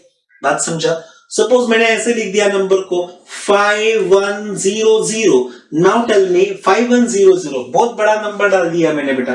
तो 5100 को हम लोग को लिखना क्या पड़ेगा? सर इसको ना मुझे कुछ भी करके ये रेंज में लेके आना है। तो मैं इसको ऐसा लिखूंगा, this is nothing but 0.51 into what 10 to the power 4। तो इसका मतलब इसका जो सिग्निफिकेंट फिगर आएगा, तो सिग्निफिकेंट फिगर के केस में अगर मैं इसको चेक करूं तो यहां पर ये 0 तो नॉन सिग्निफिकेंट नंबर है, 5 is the significant, 1 is the significant। it means यहां पर उसका जो सिग्निफिकेंट नंबर रहेगा वो रहेगा 2। ये रूल से 7 रूल है सिग्निफिकेंट फिगर्स के, मोस्ट इंपॉर्टेंट रूल्स है, और ये रूल्स को आपको ध्यान में रखना है विद सम एग्जांपल्स। तो ये 7 के 7 रूल एकदम बाहर हो जाएंगे और यही रूल के बाद हम लोग निकलेंगे अगला कंसेप्ट, जो कंसेप्ट रहेगा आपके पास जिसे कहेंगे हम लोग राउंडिंग ऑफ। राउंड ऑफ करना है वैल्यूज को, अप्रोक्सीमेट लेना है वैल्यू को, ताकि कैलकुलेशन सिंपल बने, क्योंकि फिजिक्स यानी कि कैलकुलेशन से भरा हुआ सब्जेक्ट है। तो डियर इतने सारे कैलकुलेशंस करेंगे तो थोड़ा बहुत तो राउंडिंग ऑफ तो चलता ही है। तो वही राउंडिंग ऑफ का कंसेप्ट है और उसके राउंडिंग ऑफ के कुछ कुछ रूल्स है। हम लोग बस 3 रूल्स को देखेंगे, टॉपिक डन। तो क्या है रूल्स देखते हैं बेटा 1 by 1। देखो यहां पर करेंगे हम लोग रूल नंबर 1 की मैं बात करूंगा बच्चा। सबसे पहले रूल नंबर 1 क्या है? If the digit to be rounded off is more than 5 then the preceding digit is increased by 1। जो डिजिट हम लोग राउंड ऑफ कर रहे हैं ना, अगर वो मोर देन 5 होगा तो वो डिजिट को हम लोग क्या करते हैं, उसका जो पहले वाला जो डिजिट है ना उसको हम लोग 1 से बढ़ा देंगे। बराबर है? यहां पर देखो एग्जांपल दिया है 6.87। अभी यहां पर इसका जब मैं राउंड ऑफ निकालूं तो ये लास्ट का डिजिट आपको चेक करने का है। ये लास्ट का डिजिट क्या है? 7 है। माय डियर ये 7 5 के या फिर 7 5 के अपर वाला नंबर है। जब ये अपर वाला नंबर रहेगा तो इसका प्रीसीडिंग वाला जो डिजिट है यानी कि 8 उसको हम लोग को इंक्रीज बाय 1 करना पड़ेगा।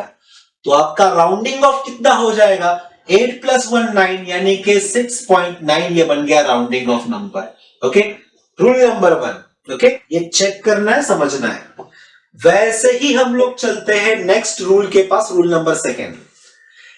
If the digit to be rounded off is less than 5। बेटा ये मोर देन 5 था, ये तो बट ऑब्वियस है मोर देन हुआ तो अभी लेस देन को आना ही है। तो लेस देन 5 नंबर रहेगा, then the preceding digit is unaffected and is left unchanged। अभी सर यहाँ पर तो इंक्रीज कर दिया पहला केस में, तो यहाँ पर क्या डिक्रीज करेंगे क्या अगर लेस देन 5 रहेगा तो? नहीं बच्चा, उसको रिमेन्स अनचेंज लिखने का है। यानी कि क्या, यानी कि एक बात एकदम क्लियर करेंगे आप लोग। मैंने लिख दिया यहाँ पर 3.94। अभी ये लास्ट वाला पार्ट आपको चेक करना है। माय डियर, लास्ट वाला पार्ट क्या है सर जी? लास्ट वाला पार्ट यानी कि हम लोग के पास 4 है। नाउ टेल मी, 4 ये नंबर 5 से बड़ा है कि छोटा है? अरे सर क्या बात कर रहे हो, 4 तो नंबर हम लोग के पास 5 से छोटा है। तो ये छोटा है तो आपको क्या करना है, इसका जो प्रीसीडिंग वाला डिजिट है उसको इंक्रीज करना है क्या? नहीं सर। उसको डिक्रीज करना है क्या? नहीं सर। उसे हम लोग एज इट इज रख देंगे, यानी कि ये बन जाएगा 3.9 नंबर। ये होता है उसका राउंडिंग ऑफ। वैल्यूज को समझना है, रूल्स को समझना है, राउंडिंग ऑफ करते टाइम कैसे भी नहीं करना है। माय डियर, ये वैल्यू बहुत इंपॉर्टेंट है। मोर देन 5 रहेगा तो प्रीसीडिंग वाले सेक्शन को 1 से इंक्रीज कर दो। If it is less than 5 then keep as it is, no need to change. Okay, चलते आगे। फिर नेक्स्ट देखो, रूल नंबर 3 हम लोग के पास क्या बोलता है। उसने ऐसे कहा है रूल नंबर 3 के अंदर, if the digit to be rounded off is 5 then the preceding digit is increased by 1 if it is odd. Okay, उसको इंक्रीज करेंगे कब? जब उसका प्रीसीडिंग वाला पार्ट क्या रहेगा, ऑड नंबर होगा तब। वैसे ही and is left unchange if it is even. बात समझ में आ रहा है? ये पहला वाला पार्ट था if it is more than 5, दूसरा वाला पार्ट था if it is less than 5। But what about if it is equal to 5? जब ये 5 के साथ ही सेम होगा लास्ट वाला डिजिट, तो वहां पर क्या करेंगे? तब वहां पर जाके मैं एग्जांपल दूंगा। लेट से 14.35 मैंने यहां पर दिया है। अब मुझे बताओ, ये 5 नंबर आ गया, ये ना कि मोर देन 5 है ना कि लेस देन 5 है, इज इक्वल टू 5 है। तो इज इक्वल टू 5 रहेगा तो यहां पर हम लोग उसके पहले वाला नंबर को चेक करेंगे। अगर पहला वाला नंबर मेरे पास ऑड होगा, पहला वाला नंबर अगर मेरे पास ऑड होगा तो हम लोग ये नंबर्स में +1 को ऐड कर देंगे। तो कितना हो जाएगा सर? ये बनता है 14.3 का बन जाएगा 4, यानी कि 14.4। ओके, कभी जब पहला वाला नंबर प्रीसीडिंग नंबर ये ऑड नंबर रहेगा तो। Okay sir, if it is even number, जैसे मैंने लिख दिया 14.45। अब यहां पर ये तो 5 है, तो ये 5 है तो हम लोग को कंडीशन चेक करना है। इसका प्रीसीडिंग वाला पार्ट ये कितना है? 4 है ना। 4 ये ऑड है कि इवन है? सर जी ये तो इवन नंबर आएगा। If it is even then keep as it is, यानी कि बन जाएगा 14.4। ये पार्ट को समझने का है। This is called rounding off. Rounding off ऐसे करते हैं, कैसे भी नहीं करना है बच्चा। पहला लास्ट वाला डिजिट चेक करो। If it is more than 5 तो इंक्रीज ही करना है। If it is less than 5 then keep as it is, बराबर है, डिक्रीज नहीं करना है। If it is equal to तो हम लोग क्या करेंगे, इक्वल टू का केस रहेगा तो उसका प्रीसीडिंग वाला नंबर्स को चेक करो। प्रीसीडिंग वाला नंबर को चेक करके हम लोग सिंपल बोलेंगे, if it is odd then increase by 1, if it is even then keep as it is. ये बात को समझना है, इंक्रीजिंग डिक्रीजिंग अनइक्वल टू वाला। ये है हम लोग के पास बेहतरीन कंसेप्ट था, एकदम मस्त कंसेप्ट था, छोटो कंसेप्ट था, जिसको कहते हैं राउंडिंग ऑफ। ओके, नंबर्स की जब बात करूं ना तो नंबर्स के अंदर बहुत सारे कैलकुलेशंस रहते हैं। वो कैलकुलेशन करते करते इतने सारे एरर्स आते हैं। अरे एरर्स की बात कर रहा हूं शायद से मैं तो एरर्स की बात कर रहा हूं बच्चा, तो वहां पर टॉपिक भी आ चुका है। क्या है टॉपिक? वो बोलता है क्लासिफिकेशन ऑफ एरर्स। बाप रे, मजेदार टॉपिक है क्लासिफिकेशन ऑफ एरर्स। ये क्लासिफिकेशन ऑफ एरर यानी कि हम लोग को दिखाता है इंस्ट्रूमेंट के अंदर का एरर, मेजरमेंट के अंदर का एरर, कोई भी सिस्टम के अंदर का एरर। तो यहां पर इस दुनिया में कोई भी ऐसा इंस्ट्रूमेंट नहीं है जो एकदम 100% एक्यूरेट है। कुछ भी रहे उसमें थोड़ा तो एरर होगा ही होगा, फ्रैक्शन अमाउंट से होगा पर होगा जरूर। तो वही एरर को हम लोग आज डिस्कस करने वाले हैं और वो एरर के टाइप्स डिस्कस करने वाले हैं। एक थ्योरेटिकल पार्ट है थोड़ा एरर्स को पकड़ के। ओके, तो मेजरमेंट आया यानी कि कुछ तो गिनने का काम आया ही, उसके साथ एरर तो आना ही है और ये एरर आपके पास है। तो हम लोग डिस्कस करते हैं, सबसे पहला टॉपिक है, सबसे पहला पॉइंट है क्लासिफिकेशन ऑफ एरर्स के अंदर। एरर्स को बेसिकली अगर मैं क्लासिफाई करने जाऊं तो कितने टाइप्स में एरर क्लासिफाई हो सकता है। एरर यानी कि अनवांटेड पार्ट नॉइज से, तो नॉइज को कितने लेवल में लेके जा सकते हैं सर? तो माय डियर, ये अनवांटेड वाला जो पार्ट है उसको हम लोग ने दो सेक्शन में डिवाइड कर दिया। सर विचार दे, एक आता है हम लोग के पास सिस्टमैटिक एरर, बराबर है, systematic error, systematic error, systematic error, okay. ये सिस्टमैटिक एरर को के बाद हम लोग के पास चलेगा बेटा, जिसे कहेंगे हम लोग रैंडम एरर, जिसके अंदर इंटरफेयर बहुत ज्यादा होता है, ओके। तो सिस्टमैटिक एरर एक पार्ट है, उसको हम लोग देखेंगे। सबसे पहला क्या रहता है सिस्टमैटिक एरर्स के अंदर? दिस एरर्स एक ऐसा पार्ट है which are cause due to known sources, और उसका मतलब सिस्टमैटिक एरर जब आता है ना, तो वहां पर उसका जो आने का कारण है वो हम लोग को पता चलता है पहले। सबसे पहला उसका मतलब रीजन क्या है।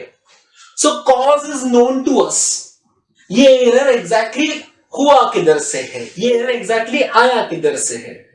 तो सबसे पहला point is the error whose cause are known. ये क्या है? Systematic error. आइदर पॉजिटिव होगा या फिर नेगेटिव होगा। अब ये पार्ट उसके ऊपर डिपेंड करता है, एरर के ऊपर, किस टाइप का एरर वो आता है। वो पॉजिटिव भी हो सकता है या फिर नेगेटिव भी हो सकता है, ये सिस्टमैटिक एरर है, बराबर है। दूसरा आता है can be minimized. Let's take one example. मेरे हाथ में ये थर्मोमीटर है, ऐसे पकड़ के चलो। ये थर्मोमीटर के अंदर जो मार्क्स रहते हैं, रीडिंग मार्क्स, सपोज वो रीडिंग मार्क ही इनएक्यूरेट है, तो आपका ये थर्मोमीटर क्या बन गया सर? ये एरर से भर गया। तो ये थर्मोमीटर के अंदर के मार्क्स के कारण हम लोग को इनएक्यूरेसी आ रहा है।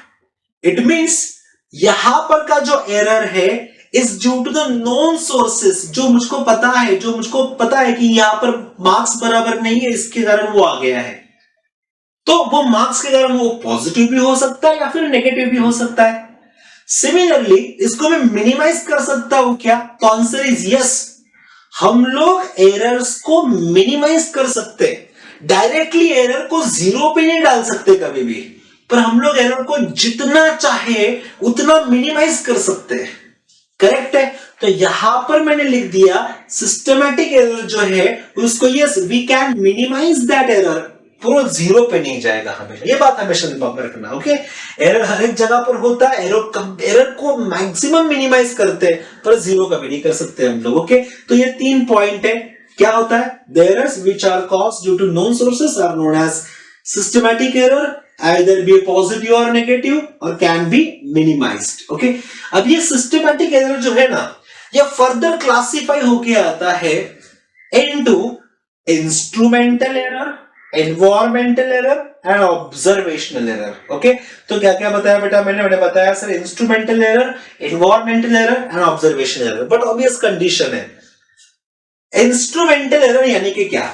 तो यहां पर लिखते हैं हम लोग ड्यू टू इम्परफेक्ट डिजाइन। अभी यहां पर देखो सिंपल से मैं आपको बहुत सारे एग्जांपल दूंगा इसके अंदर। कोई भी अगर एक वस्तु बनती है, एटम्स बनता है, तो उसके लिए सिंपल एक मॉडल रहता है, उसको बोलते हैं हम लोग स्टैंडर्ड मॉडल। वो स्टैंडर्ड मॉडल का ही पूरा कॉपी बनता है। Let's take example of this marker. ये मार्कर जब कंपनी में बनाया गया तो ये मार्कर के बहुत सारे कॉपीज बनाए गए, और बहुत सारे कॉपीज बना के मार्कर को हमने डिजाइन किया। पर वहां पर ऐसे भी हो सकता है, ये जो कैलिब्रेशन का प्रोसेस है यानी कि कंपैरिजन का प्रोसेस है, वो कंपैरिजन के प्रोसेस में इंस्ट्रूमेंट किधर तो फॉल्टी हो गया, यानी कि वहां पर इंस्ट्रूमेंट का क्या आ गया? एरर आ गया। तो ये जो इंस्ट्रूमेंटल एरर है, ये एरर क्या है? Due to the imperfect design के कारण आ गया है।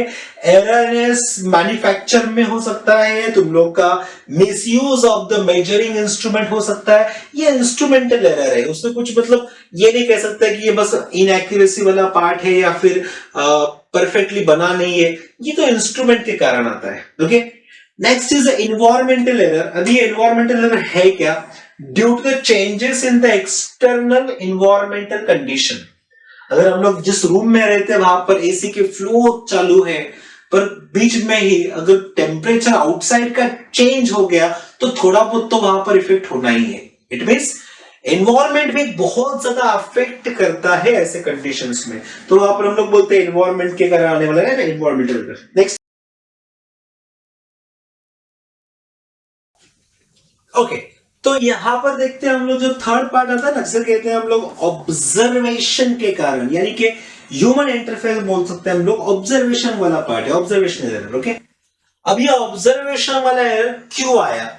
This is due to improper setting of the apparatus और carelessness in taking observations. Let's take one example. एक गाड़ी का एनालॉग स्पीडोमीटर है और ये गाड़ी का एनालॉग स्पीडोमीटर यहां पर कुछ ऐसे रखा है। ओके, जब ऑब्जर्वर एग्जैक्टली फ्रंट लाइन को पकड़ के देखेगा तो वहां पर एरर आने के चांसेस मिनिमम है। वही ऑब्जर्वर अगर वही मीटर को कुछ सर्टेन एंगल से अगर देखता है तो वहां पर कुछ ना कुछ तो चेंज हो सकता है, फ्रैक्शन ऑफ चेंज रहेगा। इट मींस ये ऑब्जर्वेशन के व्यू के ऊपर डिपेंड होता है। ओके, तो एक सेम एनालॉग का मीटर ऑब्जर्वर अगर 2-3 पोजीशन से देखेगा तो वहां पर डेफिनेटली कुछ ना कुछ तो चेंज आएगा। तो वो टाइप के एरर को हम लोग सिंपल बोलते हैं ऑब्जर्वेशन वाला एरर या फिर ऑब्जर्वर एरर बोलते हैं, जो कहां से आता है? Due to the improper setting of the apparatus को इम्प्रॉपरली सेट किया गया है, बराबर कि नहीं, और due to the carelessness in taking observation. तो ये पार्ट रहेगा आपका ऑब्जर्वेशनल एरर का part. Okay, let's move ahead. ये 3 पार्ट थे, that is instrumental error, observation error, ये पूरे के पूरे पार्ट थे आपके सिस्टमैटिक एरर के। पर माय डियर, जो कैसे ही आता है, रैंडमली आता है, उस एरर को कहते हैं हम लोग रैंडम एरर। तो यहां पर रैंडम एरर के अंदर क्या लिखा है हम लोग ने?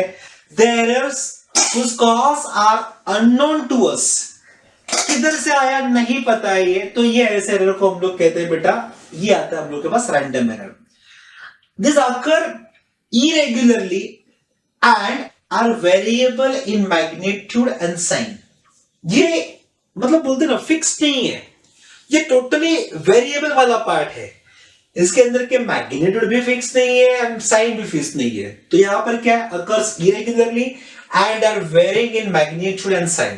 ओके, नेक्स्ट पॉइंट जो हम लोग कहेंगे वो रहेगा आपके पास cannot be eliminated completely. ये तो एकदम इंपॉर्टेंट है, इसको हम लोग कभी भी कंप्लीटली एलिमिनेट कर ही नहीं सकते। जैसे मैं पहले से कहता जा रहा हूं, एरर को हम लोग बहुत मिनिमाइज कर सकते हैं, पर एरर को हम लोग कभी भी 0 के ऊपर लाके नहीं रख सकते, क्योंकि थोड़ा फ्रैक्शन का तो एरर रहता ही रहता है। ओके, सो देखो, can be reduced by taking repeated observation. तो रैंडम एरर जब आता है ना कोई भी इंस्ट्रूमेंट में, तब जाके हम लोग उसके अंदर रिपीटेडली कंटिन्यूअसली हम लोग उसके नंबर्स को पकड़ के हम लोग कैलकुलेशन करते हैं। ऐसे हम लोग जितने रीडिंग्स लेंगे ना, उसका मीन पकड़ेंगे, तो वहां पर रैंडम एरर को मिनिमाइज किया जा सकता है। ये मोस्टली हम लोग प्रैक्टिकल्स करते टाइम यूज करते। मोस्ट ऑफ द टाइम हम लोग 6 to 8 ऐसे रीडिंग्स लेते हैं, ताकि आपका एक्यूरेसी अच्छा होना चाहिए, प्रिसिजन अच्छा होना चाहिए उसके लिए। Okay, there is one more part जिसे कहते हैं हम लोग ग्रॉस एरर। अब ये ग्रॉस एरर है क्या? So this is arise due to human careless and mistake in readings। Okay, वही तो हम फंडा था। Calculating and recording the measurement result। Measurement result, जो कुछ मेजरमेंट हो रहा है उसका रिकॉर्ड ही इम्प्रॉपर हो गया, या फिर उसका एग्जैक्टली मेजर किया ही नहीं गया, कैलकुलेशन में ही एरर है, तो ऐसे टाइप के एरर को कहा जाता है बेटा ग्रॉस एरर। तो ये ग्रॉस एरर का एक टाइप बन गया यहाँ पर। ओके, तो ये बेसिकली एरर्स के अंदर के टाइप है।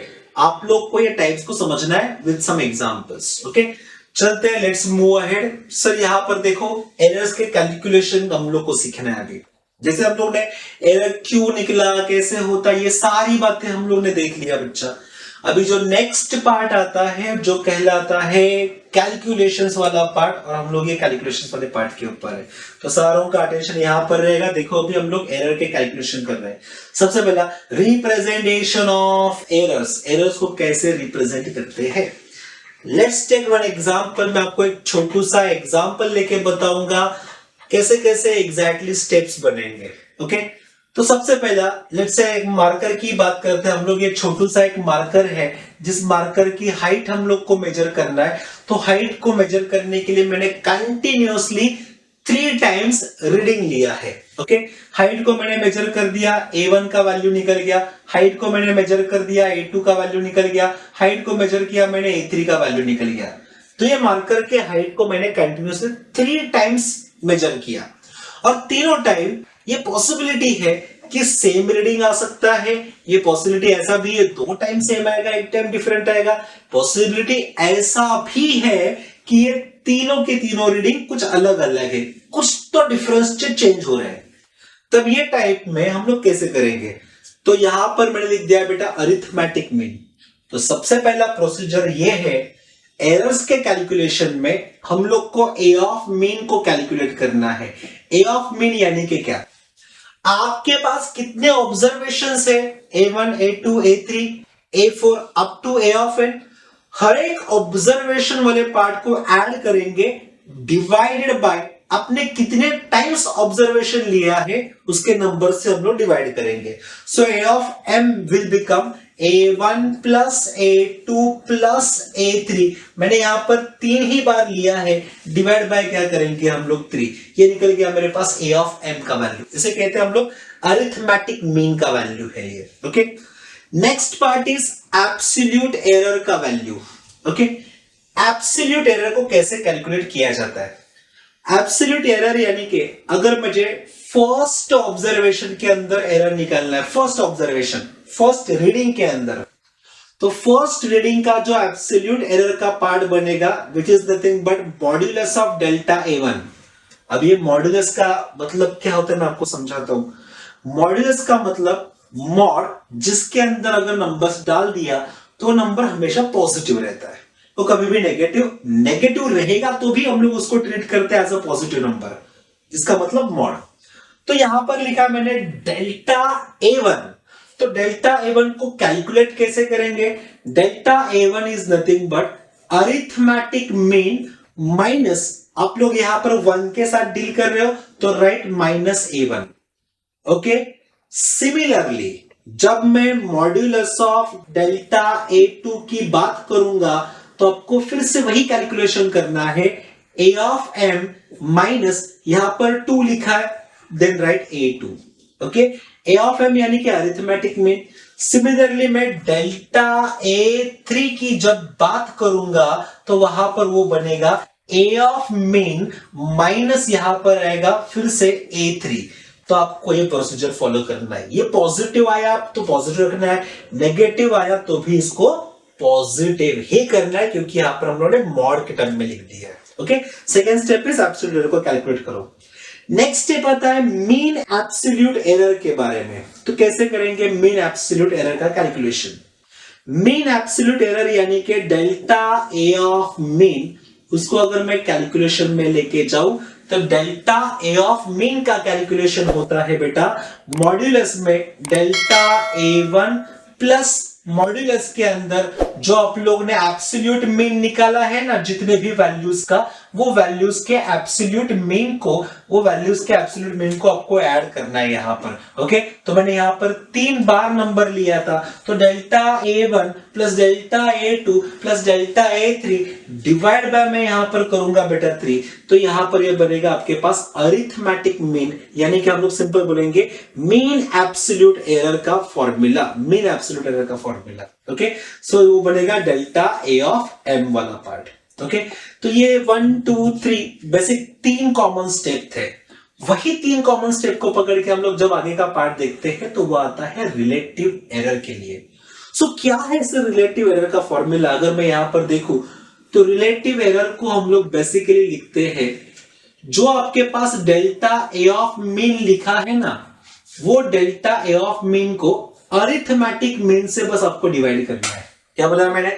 सर आपको अगर रिलेटिव एरर को कैलकुलेट करना है तो रिलेटिव एरर को या फिर फ्रैक्शनल एरर को कैलकुलेट करने के लिए आपके पास आप लोग लिखोगे ये है absolute mean error divided by ये है अरिथमेटिक मीन वाला वैल्यू, ये आपको कैलकुलेशन में डालना है। ओके, यानी कि मैं ऐसे बोलूं, यहां पर जो प्रीवियस स्लाइड का जो थर्ड स्टेप था वो थर्ड स्टेप का आंसर डिवाइडेड बाय जो फर्स्ट स्टेप था उसका आंसर, ये दोनों के आंसर का अगर आप डिवीजन करते हो तो you will get relative error, उसे कहा जाता है बेटा फ्रैक्शनल एरर। ओके, पॉइंट को समझना है, लेंथ बड़ा है इसका, कैलकुलेशन बड़े है इसके, करेंगे हम लोग। नेक्स्ट इज लास्ट पार्ट है परसेंटेज एरर। सर क्या होता है परसेंटेज एरर? तो फिर से वही फंडा लगेगा, हम लोग लिखेंगे एब्सोल्यूट में डेल्टा ए ऑफ मीन यानी कि mean absolute error divide by what, हम लोग लिखेंगे अरिथमेटिक मीन। अगर मैंने यहां पर परसेंटेज बोला है तो हम लोग को यहां पर मल्टीप्लाई बाय 100 करना जरूरी है। सेम फॉर्मूला है, हम लोग को बस मल्टीप्लाई बाय 100 करना है वहां पर। तो मैं इसको ऐसे भी कंक्लूजन में डाल सकता हूं, percentage error is equal to आपका जो रिलेटिव एरर होगा उसको बस 100 से मल्टीप्लाई कर दो, you will get percentage error. तो ये पार्ट है आपका परसेंटेज एरर का पार्ट। ओके, तो ऐसे पूरे टोटल 5 स्टेप्स है। सबसे पहला स्टेप जो था वो था कैलकुलेट द अरिथमेटिक मीन।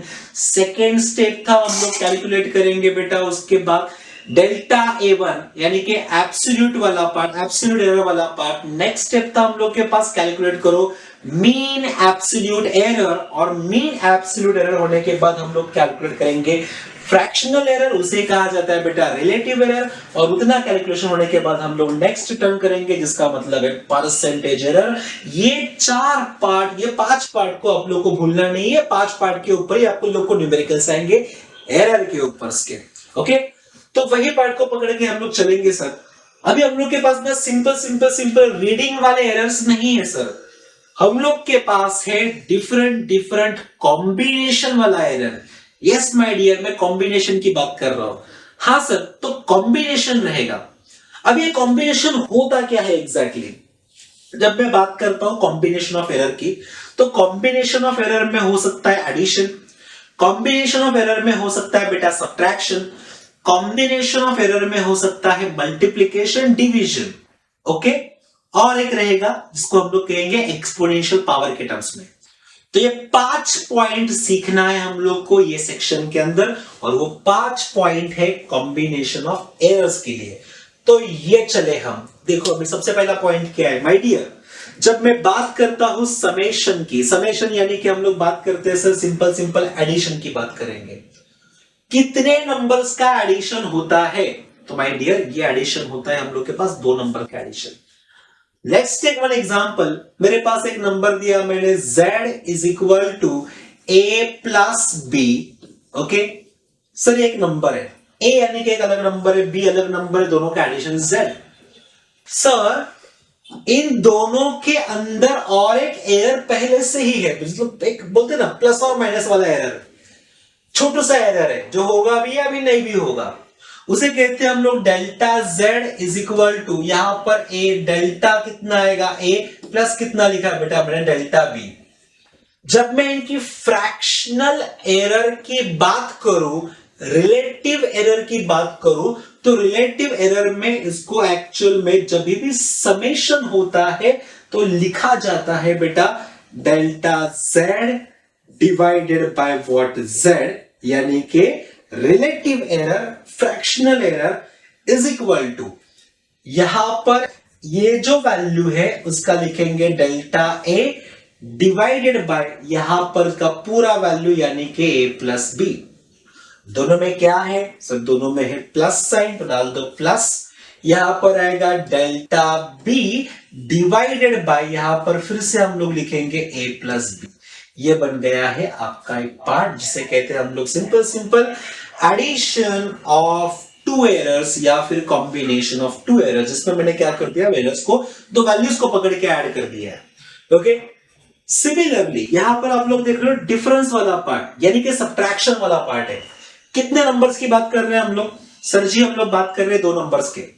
कौन से 2 नंबर्स रहेंगे वो? सर पहला नंबर रहेगा मेरे पास a वाला नंबर, दूसरा नंबर रहेगा मेरे पास b वाला नंबर। तो मैं यहां पर बात करता हूं z is equal to a minus B.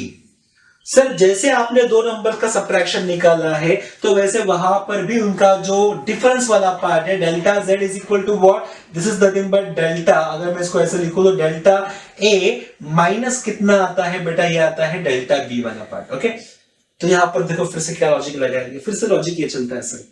आपको फ्रैक्शनल एरर की बात करनी है सर, आपको रिलेटिव एरर की बात करनी है, तो यहां पर हम लोग करेंगे delta z divide by z is equal to, यहां पर फिर से लिखेंगे हम लोग delta a divided by a minus b, plus में लिखूंगा बेटा delta b divided by what, a minus b।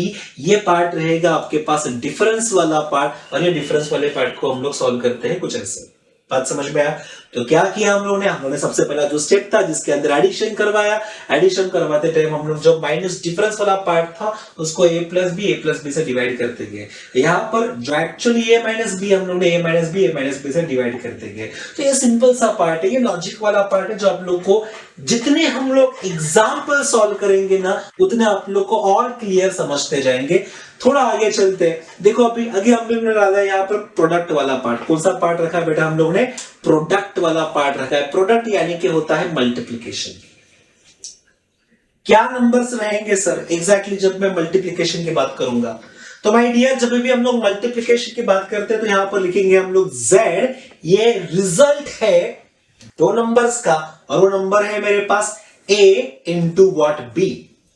Similarly z तो एक परफेक्ट नंबर है, पर उसका जो डिफरेंस वाला पार्ट था या फिर जिसका एक छोटा सा एरर वाला पार्ट था वो था delta z is equal to delta a into लिख दिया बेटा मैंने फिर से यहां पर व्हाट, डेल्टा b।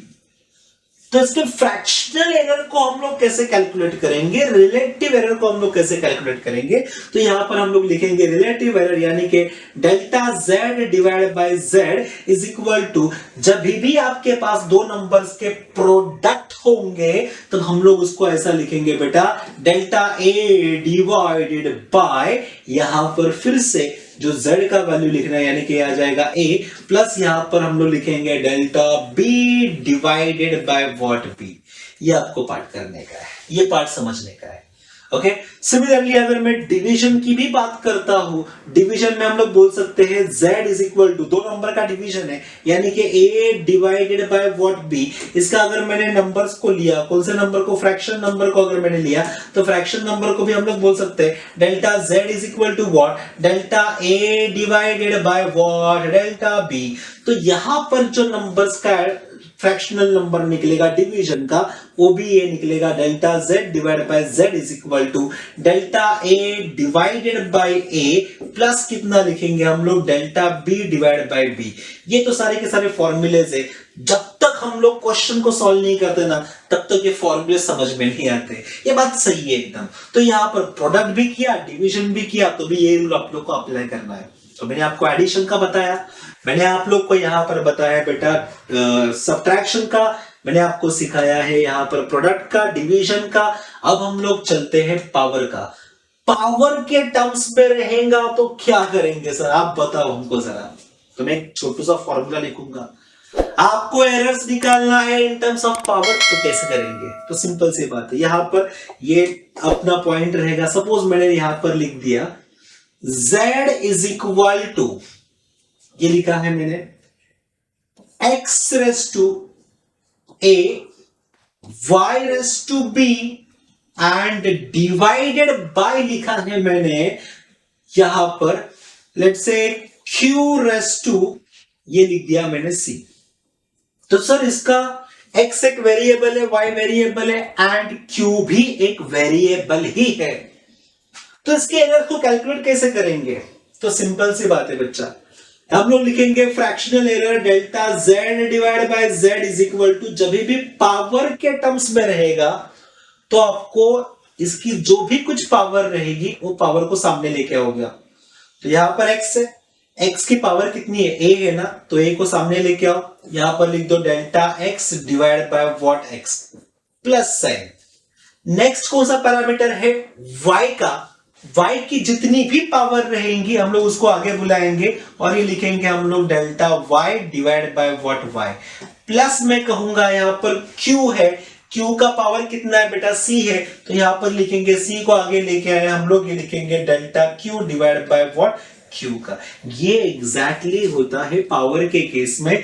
जब हम लोग इसके ऊपर के न्यूमेरिकल से सॉल्व करेंगे ना जितने ज्यादा, उतना ये टॉपिक आपके हाथ में आते जाएगा, उतना ये टॉपिक और ज्यादा फैंटास्टिक होगा।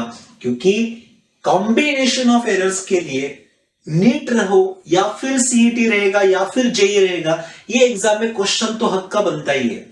तो इसके लिए वो क्वेश्चन को अगर टैकल करना है, वो क्वेश्चन को अगर आपको सॉल्व करना है, वो क्वेश्चन के साथ लड़ना है, तो लड़ने के लिए आपको ये थ्योरी कंसेप्ट आने चाहिए। तो हम लोग नेक्स्ट सेशन के अंदर डिस्कस करेंगे एग्जैक्टली क्वेश्चन को सॉल्व कैसे किया जाता है, एग्जैक्टली क्वेश्चन को टैकल कैसे किया जाता है, और yes, minimum to minimum second में एमसीक्यूज को मार्क कैसे किया जाता है। तो ये पूरा है थ्योरी वाला पार्ट, एकदम अच्छे से करके लोगे। मिलते हैं नेक्स्ट सेशन के अंदर, तब तक के लिए बाय बाय।